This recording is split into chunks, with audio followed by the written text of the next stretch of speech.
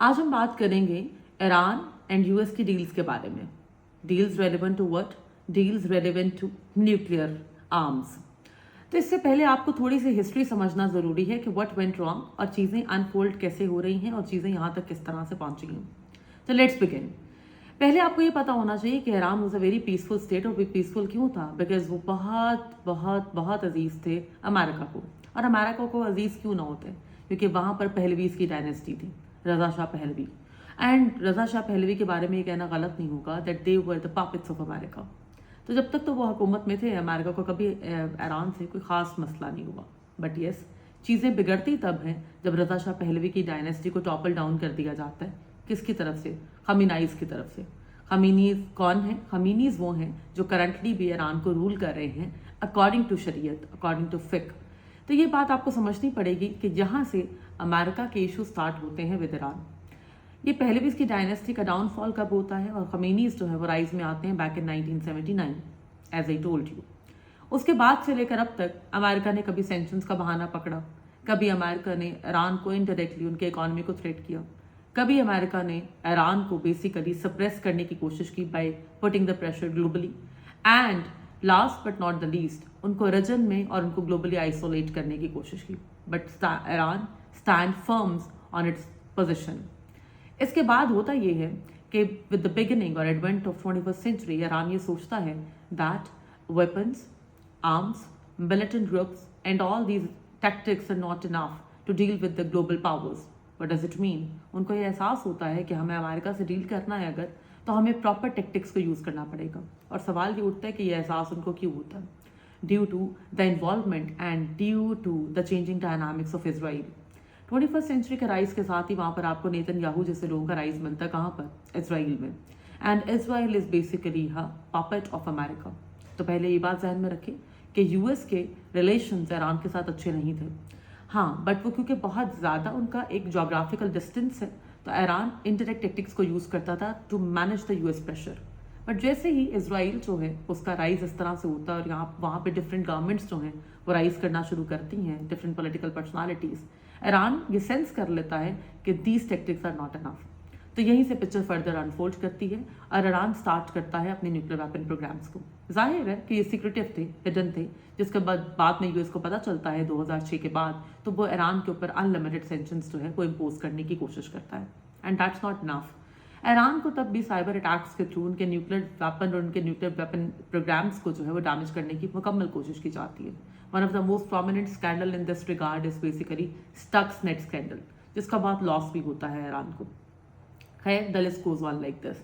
And finally 2015 के अंदर जब अनएंडेड नेगोशिएशंस चलती हैं, अनएंडेड प्रेशर ईरान पे पुट किया जाता है और ईरान स्टिल जो है वो एग्री नहीं करता कि वो अपने न्यूक्लियर वेपन्स को जो है बनाना बंद करेगा, तो अमेरिका ये सोचता है कि why not to play a diplomatic move.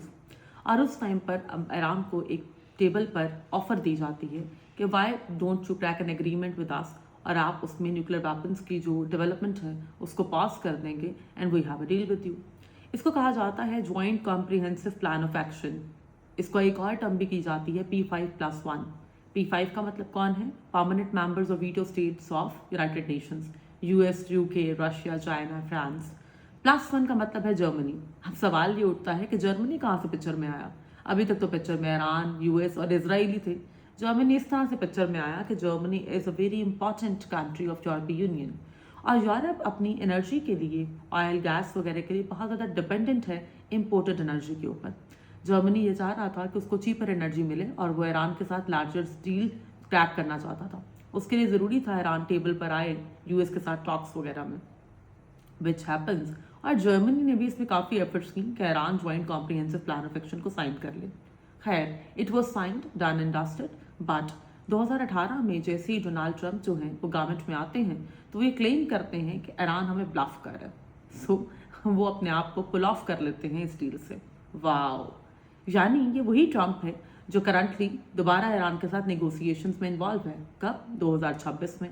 अब आप परेशान ना हो, इतना गैप नहीं आया बीच में। अनफॉर्चुनेटली ट्रंप की का जो प्रेसिडेंसी है वो 2021 तक थी। उसके बाद जो Biden was the president of America. जब ट्रंप की दोबारा प्रेसिडेंसी स्टार्ट होती है तो अगेन वो वही टैक्टिक्स यूज़ करता है जो उसने पहले किए थे।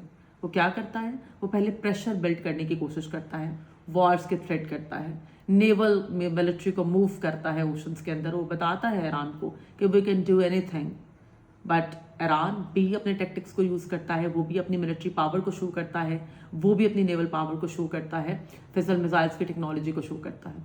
And finally they sat on the table, और 17 और 18 फरवरी को जिनेवा में लार्जेस्ट टॉक्स वगैरह जो हैं वो की गई हैं टू साइन एन एग्रीमेंट। और सुनने में यही आ रहा है कि कुछ डील्स जो हैं वो ऑब्वियसली अपने एंड तक जा रही हैं, बट यस अमेरिका जो है वो बाज़त है अभी भी ईरान के साथ that they should put their nuclear weapon program off the table. और ईरान बाज़द है कि आई वॉन्ट पुट और I want stop all the enrichment of uranium और nuclear weapon program because this is for the sake of my security. अब जैसा कि मैंने आपको बताया था, वापस दोबारा दो आप स्टेक होल्डर्स याद रखिएगा। इजराइल जो बहुत पहले से इस सब में इन्वॉल्व है, अगेन इजराइल का भी क्लेम वही है जो अमेरिका का है कि डील्स तभी सक्सेसफुल होंगी जब ईरान न्यूक्लियर वेपन्स को छोड़ देगा और उनको बनाना बंद कर देगा। And last but not the least, जो मैंने पहले बताया था, Europe is also involve in this. Europe में अगेन कुछ कंट्रीज हैं जो एनर्जी डील्स के लिए चाहते हैं कि ईरान जो है वो टर्म्स एंड कंडीशंस को एक्सेप्ट कर ले और एटलीस्ट अपनी ट्रेड, इकोनॉमी, एनर्जी की जो एक्सपोर्ट है उस पर फोकस करे। So let's see what is going to happen next. Thank you.